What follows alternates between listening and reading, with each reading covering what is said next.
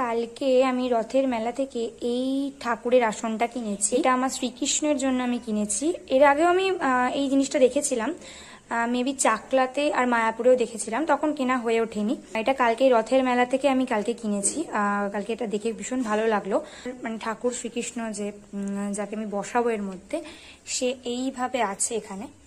মানে এইভাবে বলতে কাপড়ের মধ্যে বাকি সব ঠাকুরের সাথেই আছে। আমি শুধু এখানে জাস্ট এই পদ্ম ফুলের যে আসনটা, এটাকে জাস্ট প্লেস করে আমি ঠাকুরকে জাস্ট ওখানে বসাবো। চলো বসানোর পর কেমন লাগে তোমাদের দেখাচ্ছি। Here it is final look. তোমরা দেখে জানিও কিরকম লাগছে। আমার হঠাৎ করে দেখে মনে হলো যে আমি কৃষ্ণকে এরকম পদ্ম ফুলের একটা আসনে বসাবো। তো দেখে আমার ভীষণ পছন্দ হলো জায়গাটা।